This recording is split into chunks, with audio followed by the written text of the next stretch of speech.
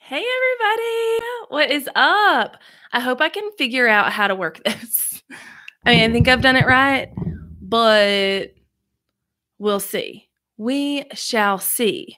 So how is everybody? Can everybody start commenting and telling me hi so I know some people are here? Okay, awesome. So, hey Andrew. Okay, perfect. Everybody's good. Everybody can hear me. I don't know how to share my screen from this, but I will figure it out. So it is okay. So if those of you who are here don't know me, my name is Jessica Stansbery, and I have a channel that's linked below in the description, and it's just called Jessica Stansbery. I'm a YouTube strategist and content marketing strategist for entrepreneurs who want to get their content found so that it can make them money. That is my big, hey Jamie, that is my big kind of spiel, is that I want people to be able to create content that causes them to get found by their ideal client or customer, and then that causes them to make money. So we can almost remove the selling feature or the selling mind or action from the sales process, which is pretty cool. And you guys will just have to excuse me. I am like recovering from some junk. So today we're going to talk about keywords, and I'm super pumped. I actually sent out an email to my newsletter list. If you are here from my newsletter list, give me a whoop whoop. And in that, I was talking about how keywords are not actual just words. So first and foremost, I want to talk about that. Oh, yay. Hey, Angel. Awesome. So first and foremost, I want to talk about keywords and the common misconception with keywords across the board. Hey, Evan. So funny story, Evan, by the way, you being here, my brother-in-law, who's not at all in the entrepreneur space, was like, hey, I think you spoke at the same conference as Evan Carmichael. And I was like, well, yeah, at Video Marketing World. And he was like, I follow him a lot. He thought I was really cool after that. So it worked. So he follows you and he's not an entrepreneur. Anyway, so I want to talk about keywords. Keywords are very commonly mistaken for words, like single words. But what a keyword actually is more like a key phrase, okay? So key phrases are essentially the way someone's going to search for something that you are giving content about and that they can find you. So a big thing I like to say here is, how will someone search for the content that you are putting out? So maybe you are a yoga instructor, or you're a YouTube strategist, or you're a content strategist, or you are a makeup person. What are those people called? Makeup artist. There we go. What is your ideal client searching for? Like, what can you put out? What kind of content can you put out that your ideal client is searching for? And how would they search for it? So those are like the big overarching, and I don't know what that is. We're just going to ignore that. Okay. Oh, it's just a shadow. See? Okay. Anyway, I get easily distracted. I have squirrel syndrome. So, oh, thank you, Andrew. We're actually moving. So there's boxes back here and stuff. We're just going to ignore that though. Where was I at with that? Oh, okay. So you want to get in the mind of your ideal watcher or client or customer, okay? So is your ideal person, a 7-year-old kid who's wanting to watch Minecraft videos? Is your ideal person someone who's wanting to do better makeup? Is your ideal person someone who's wanting to get started on YouTube? Is your ideal person a mom who needs to learn to potty train their kid? Like, who is the ideal person? And then get in their head of like how they would search for the things. Again, excuse the cough. So a lot of times people are like, well, I want to be found for the keywords of like make baby food or yoga for moms, or like these really broad key terms, but sometimes that's not exactly the case. So first and foremost, before anything else, I want you guys to realize that keywords are more like key phrases, and it is one of those things where you have to get in the mind of the consumer on how they would search for it. Yes, there are situations where, you know, your video is not going to be key term heavy. It's more of something that people are just going to like to watch. Do I mean tags? I do mean tags, but right now we're talking about keywords. So let me back up and answer that question, because I think that's also a common mistake. A lot of times on YouTube, we want to focus on the tags, which is great. We should. However, we have to know what keywords we are going after before those tags can be used. So we have to know, like, we want to be found for this key term or this key phrase.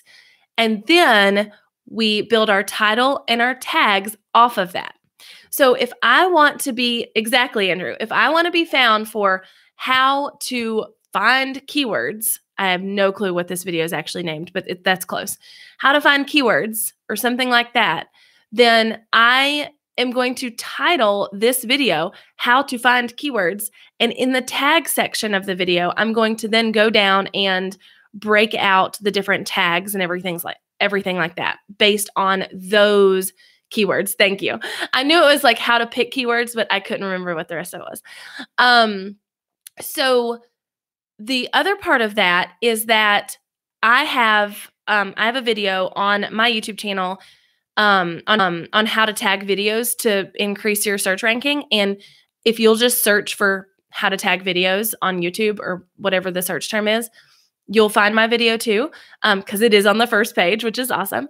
It's one of the first results too. Whoop, whoop. So anyway, this strategy really works. And if you will figure out what your ideal client or customer is actually looking for and how they are doing it, then you can build out your tags and your titles for your videos to be found for those things. So I want to share my screen, and I literally don't know how to do this. Hold on, let's see. I feel like I can. Andrew, you may have to tell me how to do this.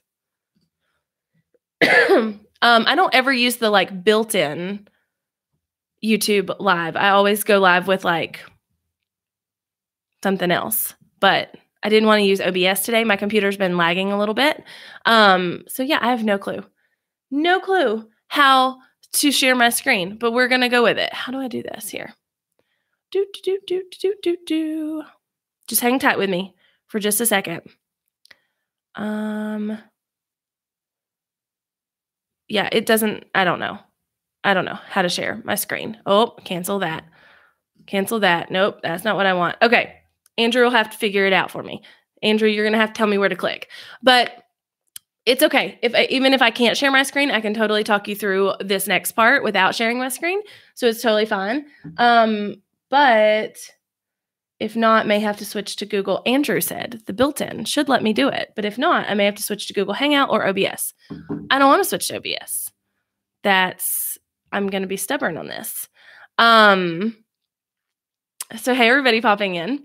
So before I try and share my screen, because I'll figure it out in a second, there's a key to, two things. To find keywords that you want to go after, there are two tools that I recommend. One of them is kind of the Mac Daddy. I also want to give you an easier way to do it. Okay. So first and foremost is keywords, like Google Keyword Planner. You can actually go into Google Keyword Planner, and if you'll just Google Keyword Planner, you'll find the link. It's kind of a weird, like obscure link, but if you will do that, you should be able to find it. Within that, you can then do searches and things like that in key terms, which is great because it will tell you how often somebody searches for that, how often, somebody like is searching per month, how much it would cost you to go after that key term in like a Google ad, and then how much competition there is to, in like with that keyword. And it's a really cool tool, but it's really robust, and it's also kind of hard to get into. Like it takes like 14 steps to get into Google Keywords, and then it takes, this many steps to search for it and that many steps to do this and blah, blah, blah, blah. It's kind of annoying. But keywords everywhere, which I see a lot of you, talking about, keywords everywhere is the tool that I would recommend for everybody to use. Keywords everywhere is a Chrome extension. If you don't already have it, it's a Chrome extension. I think it's probably an extension on all of the other internet browser thingies. But yeah, and pairing it with TubeBuddy's Keyword Explorer is great too. So what I do is I will do keyword everywhere researches first. So fun fact, because a lot of you in the comments are saying like, you shouldn't use Google keywords if you're trying to rank videos for YouTube. But you should use keywords everywhere. Keywords everywhere is literally pulling from Google. It's not pulling from YouTube. It's pulling the overall search of a word from both Google and YouTube. So it's literally the same thing. If you want to use Google keywords or if you want to use keywords everywhere, they're pulling from the same resources. So what I do is I will go in and use keywords everywhere. And I'll show you how to do that in just a second as soon as I can figure out how to share my screen. But I will use keywords everywhere. And I will find like what I think is the good list of keywords that I think this particular video would rank for. And then I use TubeBuddy's keyword research tool to be able to make sure it's a good ranking key term on YouTube. Because there is a difference in if something's ranking well in Google and if something's ranking well in YouTube. There's totally a difference. And we all know that, especially if you're a YouTube creator at all. So keywords, if you'll just Google, somebody's saying that's not on the extensions, if you'll just Google keywords everywhere Chrome, then you will find it. So essentially what I do, like I say, is I go into keywords everywhere, see if this is good, and then go into TubeBuddy's keyword tool and see if it's good on YouTube. Now, because I don't just talk about YouTube with my clients, like I'm not just like everybody should be on YouTube, which I do think everybody should be on YouTube, but that's not all I talk about. And in my content, I tend to do videos that stagger. I do some videos that are going to perform well as a whole across Google, across YouTube, across all the platforms. And then some videos that are going to just perform really well on YouTube, but I know they don't have a lot of Google search, which is totally fine.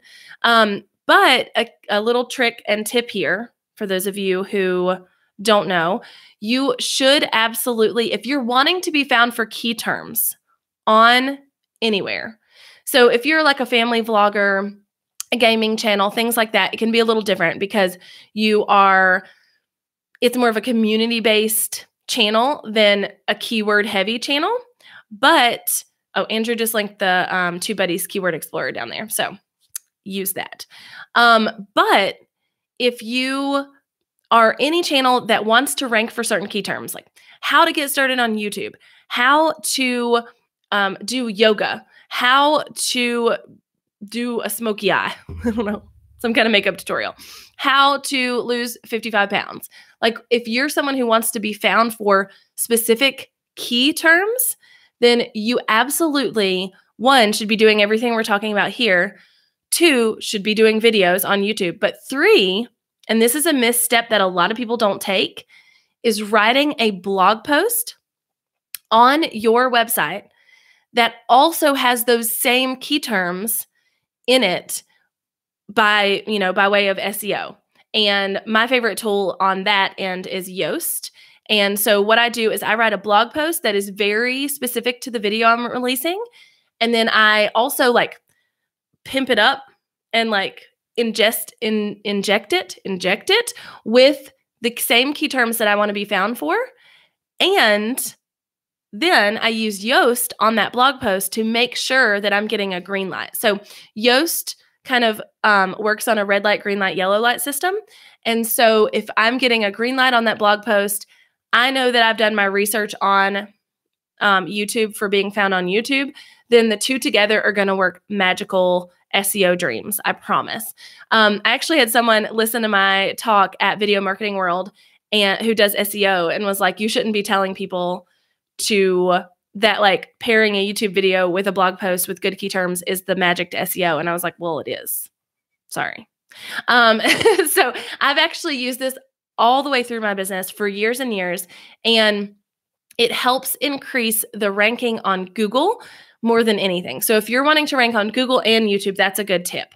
If you're just wanting to rank on YouTube, definitely, just focus on the YouTube stuff. So I'm really still trying to figure out how to share my screen, and I don't think it's going to work. Like, I don't see anywhere. Does anybody know where to tell me to click to share my screen? Like, there's like literally nowhere to do it. Yoast. Yes. So somebody said, what is that? It's Yoast. It's like toast with a Y at the beginning. So Yoast. And it's a free plugin for WordPress. And so it will allow you to insert the key term you want to be found for that blog post.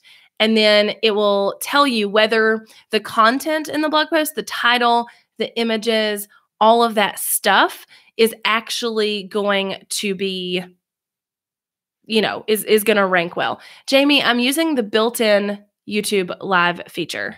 I've never used it before. And I normally use hover. No, see, I don't. It is the share icon. No, I don't have that. I don't have that. All I have is like share and like share to social media. I don't have the same toggles I would have for Google Hangouts. Blomp, blomp. Okay. That's okay. It's okay. I don't want to lose you guys to switch to another system. So it's fine. We'll figure it out. No biggie. Okay. No biggie. Let's see if I could switch this. No. Nope, that doesn't work. Okay, I'm going to talk you through this a little bit, and it would be better if I could share my screen, but I also don't want to lose all of you guys and have you come back to another stream, so to switch systems. So the one thing I want to talk to you about is how to use Google Keyword Planner. No, Keywords Everywhere. Sorry, I'm trying to read y'all's comments. Yeah, OBS really bogs down my computer, and so I didn't want to use it today, because it's not like what I'm sharing is miraculous at all on the screen sharing part. You can totally follow along with just my voice. Just follow my voice. Follow my voice. Okay, I'll just talk you through it. All right, so if you wanted to pull up in another browser a Google search bar or YouTube and go to the search bar, you can totally use this. Perfect. Okay, perfect. Thank you guys. So you can totally use this.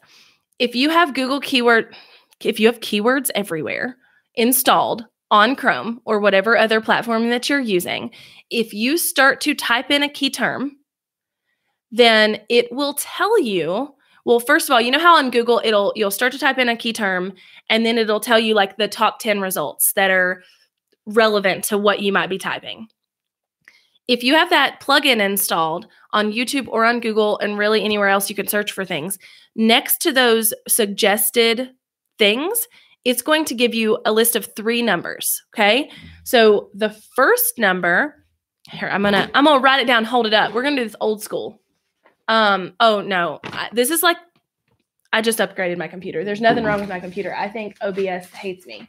So no worries about OBS. We won't worry about that. All right. So I'm going to show you the way the numbers look on the Google Keywords Everywhere thing.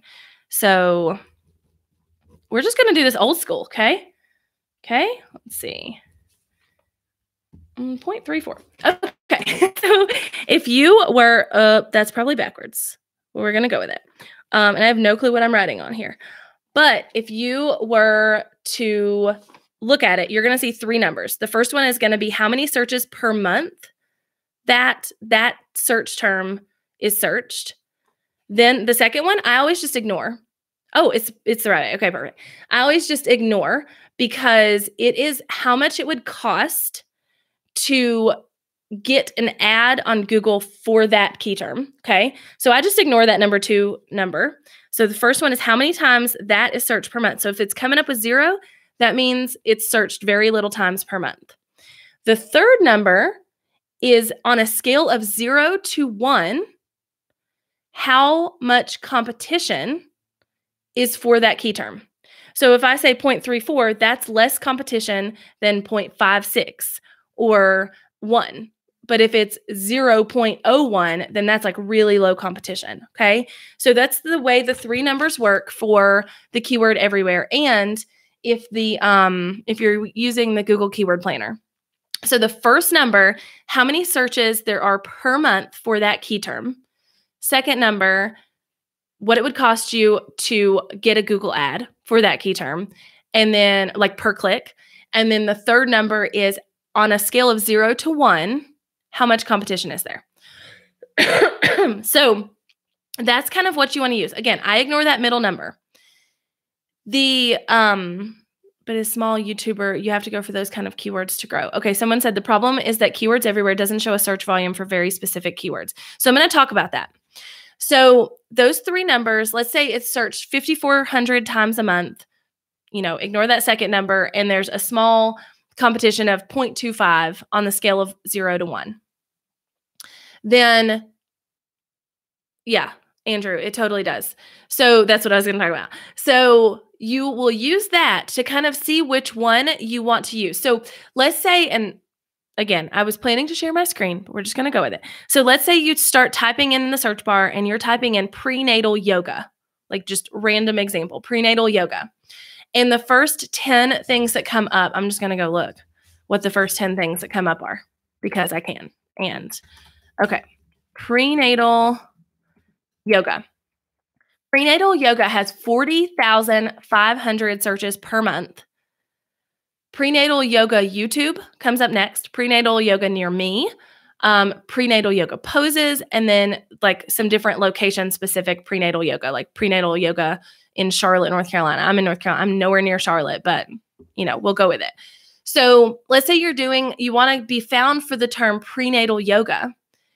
Prenatal yoga has 40,500 searches per month for that key term and has a decent competition. It's like 0.25 competition.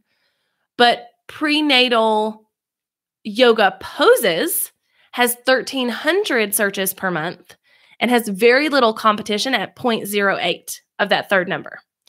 So you have to do an evaluation as you are a channel and as your channel grows on which one you want to go after. As someone just said in the comments, you have to go after those lower searched terms as a smaller channel to be able to rank for them. Like if you're like, oh, I have 22 subscribers and I'm going to go after prenatal yoga. That's the key term I'm going after. You will literally never rank for that at that point in your life, in your business.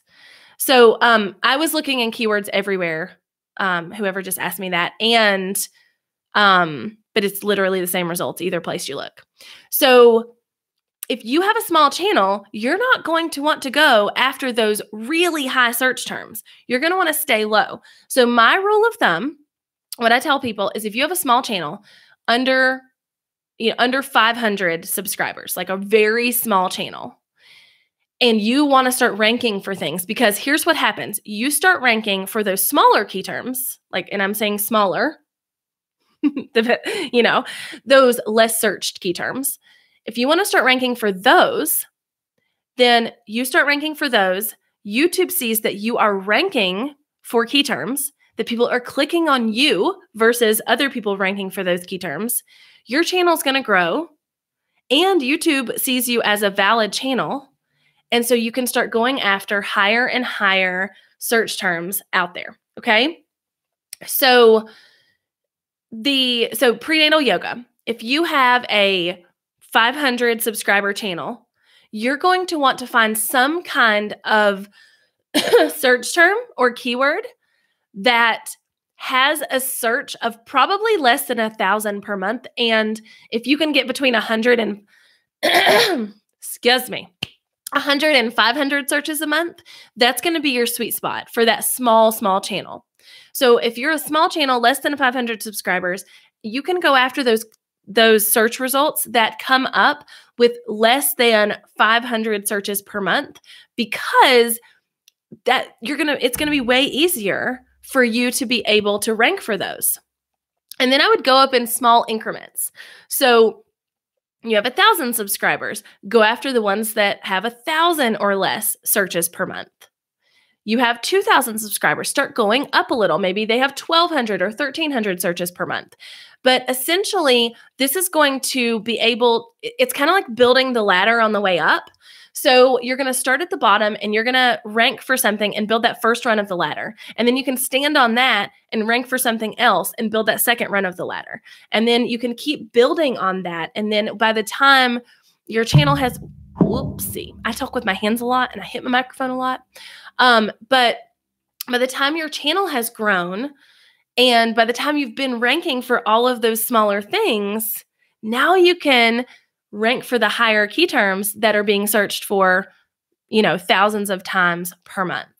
So essentially, that's what you want to focus on. You want to focus on the number of times per month something is searched and kind of pair it with your channel size. Then, like I say, the keywords everywhere, Google keywords, all of that is giving you the numbers that someone is searching for something as a whole across all search platforms that Google owns, Google and YouTube. So it's going to give you that number as a whole. So if you're like, I want to see how much it's searched on YouTube because that's my main category, then you're going to want to go to TubeBuddy's keyword researcher, which Andrew linked in here in the comments. And you're going to want to go there and say, okay, what does this look like on YouTube? Is it ranking high on here? And if you're like, it had 500 searches per month on Google, but it has like 0 on YouTube, it might not be the best keyword for you. So you're going to pair the two tools together to be able to make sure that your YouTube videos are, being found. So someone said, if I'm after a keyword with search volume of 5,400 per month with the competition of 0.01, which is like basically no competition, what should I do then? Is it good to choose such a keyword? 5,400 searches a month is not that many. So if the competition is really low, those can kind of be your far-reaching things. I wouldn't go after them all the time by any means. So I wouldn't have, let's say you do 3 videos a week. I wouldn't have 2 of the 3 videos going after those higher per month searches. I would stick with the lower ones the majority of the time and have those that are not really like super high, but kind of high, be your far-reaching key terms that you're going to go after. So I want to say a couple other things that will help you figure out which key terms to go after. A lot of times we're stuck because we don't know exactly how someone would be searching for that. Okay. So somebody just said they have keywords everywhere. I have not figured out how to use it. So I just explained how to use it. It's very easy. But a lot of times we're like, okay, we know we want to talk about how to lose weight, but how is somebody going to search for this, right? Then you want to go through this process of typing in how to lose weight. If I type in how to lose weight on the Google search bar, and the only reason I'm doing it on Google is because that window was open. Like you can do it on YouTube. It doesn't matter. How to lose weight has 450,000 searches a month on Google and YouTube. You are never going to be found for that if you have a small channel. I wouldn't be found for that with a 23,000 person channel. TubeBuddy, not that they would talk about how to lose weight, but if they did, they would probably be able to go after those higher search terms because of their channel growth and their channel size. But I'm going to see, there's how to lose weight in thighs. So that might be one to go after. It has a lower search per month. How to lose weight in college. That has a lower search per month. How to lose weight and keep it off has another low search term per month. So you can kind of go through and see which ones have the lesser searches per month that are going to fit with the size of your channel. And then those should be your keywords. Build out your content in that way. Another really fun trick I want to give you here is, let's say you know that you want to use a key term, but you literally don't know what would be the best key phrase for it. So the key term is how to get started. No, let me think of one. Thumbnails. Okay. thumbnails. Maybe I want to do a video on like thumbnails for you guys. And I want to do that on my channel because that's what I do. And I'm like, oh, but should I do like how to make thumbnails? Whatever. If I go and search that in the YouTube search bar and I just search thumbnails, the things that are going to come up are, let me, hold on. Thumbnails. The things that come up are thumbnails for YouTube videos. So that's 2,400 searches a month. Thumbnails, YouTube, 1,200 searches a month. Thumbnails, Photoshop has 720 searches a month. So if I was a small channel, it might be relevant for me to go in and say, oh, I'm going to do a tutorial. Tutorial is a hard word to put together with other words, especially when you talk as fast as I do. So do a tutorial on how to make thumbnails in Photoshop. But let's say I typed in thumbnails and nothing really, everything that was being populated didn't fit what I wanted to do. It either had way too high of searches or way too low of searches per month, or didn't make sense with what I wanted to do. A fun trick is that once you have typed in the word and those suggestions come up, if you have to type in the word first and let those suggestions come up, okay? You can go to the beginning of the word, type an underscore, like an underscore-y thingy, and then a space. Then what it's going to do is it's going to change those suggestions that come up, that instead of it starting with the word thumbnails, now those suggestions have the word thumbnails in them. So like I said, when I typed in thumbnails, the suggestions were thumbnails, Photoshop, thumbnails, YouTube, thumbnails, this, thumbnails, that. It had to start with the word thumbnails. But now that I typed an underscore and a space, it's giving me how to make thumbnails for YouTube videos, how to make thumbnails on iPhone, how to set thumbnails for YouTube videos, how to make Fortnite thumbnails. So that now broadens my way of thinking about like, oh, I really wanted to talk about thumbnails, or I really wanted to talk about Walmart, or I really wanted to talk about Instant Pot, right? And I typed in Instant Pot and everything was Instant Pot recipes, Instant Pot rice, Instant Pot chicken, Instant Pot yogurt. Everything had to start with Instant Pot. But if I go to the beginning of it, underscore space, now it's how to use Instant Pot. Six Sisters Instant Pot, which love my girl Kristen. Pressure Luck Instant Pot. I don't even know what that means. So it gives you other key terms that you can use that are inside of the key term and not starting with the word you want to think about. So my biggest suggestions to you, to wrap it up, my biggest suggestions here are to use a tool like Keywords Everywhere. I keep saying that wrong. So Keywords Everywhere, you want to use something like Keywords Everywhere to figure out those key terms that you might want to do, okay? So then you're going to say, okay, this one is probably going to fit me better because my channel's not as big. I can't go after this search term that's 40,000 searches a month. I can only go after these kind of small ones. So then you can kind of pare it down. Then you can also use the YouTube search bar and the Google search bar with that little underscore trick to see what is the best way to phrase your key term based on how people are actually using it. So if you want to start talking about how to wake up early and you're like, what do people search for that? And if I type in wake up early, then wake up early has 8,000 searches a month. Wake up early in the morning has 1,900 searches a month. But if I put the underscore trick and the space trick, how to wake up early has 27,000 searches a month. So for a channel of my size, I could probably go after that. For a channel of 500, I probably would want to stick with one of those lower search terms. So you have to get in the mind of the consumer. The other quick little thing I want to talk about is that a lot of times people are like, I don't know what to do videos about.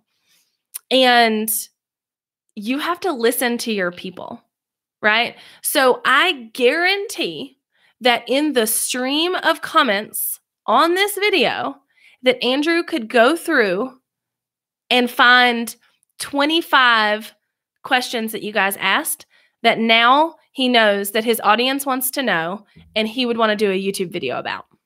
So listen to your people. What are they commenting about? What are they asking you about on a regular, everyday basis?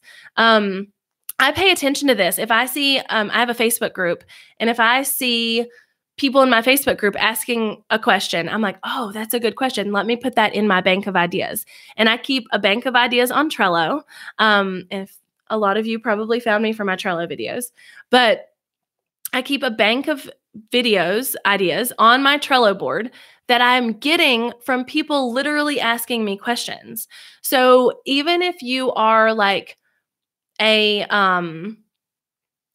gaming channel or a family vlogging channel or something like that, what are people asking you or telling you in the comments? Those are going to be where you want to start, okay? And then you want to use keywords everywhere, the TubeBuddy keyword planner, all of those things, or keyword research tool, all of those things to be able to build out the right key terms. And then once you know what the right key term is, that becomes your title. And my trick for titles is the first part of your title needs to be the key term you want to be found for. And the second part needs to be sexy enough to where people want to click it. That is literally my thing. The title of this video is a perfect example of that. We want to be found for how to pick keywords. The second part of that is going to make people click it, okay? Then your tags need to be built out from what the title is and all of that keyword research you did. And again, I have a ton of videos on, on all of that stuff. So do you guys have any other questions before I go? It's moving so fast in the comment area. I can't hardly see any good questions. But somebody asked where I'm from. I'm from North Carolina. Let's see. Okay, somebody said there's never comment on what they want to see. They just say how nice the video is. How do I get them more engaged? A really good option there is to leave a prompt question as a pinned comment on your video. So maybe you did a video on a makeup tutorial, and you can just say like, thanks for watching this. Do you guys have any suggestions on what you'd like to see next? I mean, that could be something you do. If not, then, prompt them to ask questions. What is your favorite, or to answer questions, I'm sorry. What is your favorite eyeshadow brand? What is your favorite mascara? And then have them start commenting, and that will just naturally lead to conversation that will give you ideas. So somebody said they see something with a small keyword rank, but no views. Some things are so small on Google as a whole through Keyword Planner that's where that TubeBuddy research tool comes in, because if it's not being searched on YouTube, but it's being searched on Google as a whole, it might not be the best key term. You kind of have to play with that. I'm just kind of picking questions as I see them, guys. Do I syndicate my videos to other places? So like I said, I definitely do embed them in a blog post that is also pimped up with those same keywords through WordPress. So a lot of times my blog post and my YouTube video will be on the first page of Google simultaneously. So like if I did a blog post, I think if you Google how to use or how to create digital products, it still is this way. It may not be, but I may have like fallen off the ranks somewhere. But used to, if you would Google how to create digital products, my YouTube video would show up in the video search. And then right under that was my blog post. And that's because I did the due diligence to do both. So you have to know that your audience consumes things in different ways. And if you are not just looking to just be a YouTuber, and I'm not saying that in a bad way, just being a YouTuber is great. But if you are looking to kind of broaden the horizon and be a content creator and influencer across the board, then you're going to have to syndicate those other places.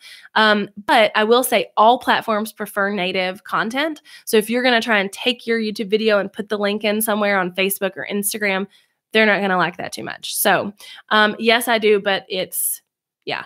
Somebody asked for the name of my channel. It's just my name, Jessica Stansbery. So you should find it. I think it's linked in the description. I think I saw it earlier. How to compete against a bigger channel with the same content? That is a good question. You're gonna have to build your ladder on the way up. You are going to have to start ranking for smaller search terms and proving to YouTube that you're a good channel. and building your subscribers before you can really compete with them, if that makes sense. There is no competition when that channel is 300,000 subscribers and you are 1,000 subscribers. Like, there's literally no way to compete with them because you're not on the same playing field. They are able to go after higher search terms. They are just able to do that. So you're going to have to build your way up to being able to be ranking for those higher and higher search terms. That will naturally build your subscribers if you're doing your work right. And then you can compete with them. So, let's see. Let me do one more question. You mean you should target keywords with low search volumes with low competition? Yes, that's what I mean. You should definitely, if you have a smaller channel, target key terms with low search volumes first, and then build your way up. That doesn't mean you always have to do that. That just means that's where you should start and then build your way up. And guys, this is not at all on my topic, but doing collaborations with other YouTubers, doing collaborations with other people who have bigger channels than you will tremendously help grow your subscribers and also then help you be able to reach for those higher terms. All right, one more and then I'm done, I swear. All right, I want to make videos, but other people have already done them with a bigger channel. Make them. Find a different way to use a different key term to rank for. Okay, so if they are ranking for something, just example, how to start a YouTube channel. So maybe they are ranking for how to start a YouTube channel, and you want to rank for that. Okay, then no, I know it doesn't totally. Somebody said it doesn't totally depend on your subscriber count. It doesn't at all. That's just a good example. Jeez Louise. Jeez Louise. I get all antsy when people take me literally. But what was I saying? I got all tore up there. What type of search? Oh, so let's say they rank for how to start a YouTube channel. And there's a lot of big hitters in that, because there really are. There's a lot of big hitters ranking for that term. Then you, if you're a smaller channel, find a way to make it your own. How to start a YouTube channel in 2018. How to start a YouTube channel from the beginning. How to start a YouTube channel as a beginner or for beginners. So see what you can rank for in that same key term area, but that it's a little different and you can make your own splash in your own way. So you have to do that. You just have to. And for whoever said subscribers aren't what counts, it's not, but there is a direct correlation to where you rank for whatever key terms and how many subscribers you'd have. So it's just the easiest way to explain it. All right. So Andrew said, watch time and percentage watch are important. It doesn't have to come from your subscribers. Exactly. So a big thing for me is that when I can rank, a really good example, just really quick before I go, I was able to rank for how to add text to iMovie. Okay. This was something that I had a hard time with like a couple years ago. And I was trying to I finally figured out how to do it and realized that nobody had done a YouTube video about it, but also nobody was searching for it. Okay. And I was like, well, you know what? I'm okay with it because I want to put it up and be helpful. That video is my #1 video on my channel in watch time, in watches, in views, but it also drives the biggest number of subscribers to my channel right now.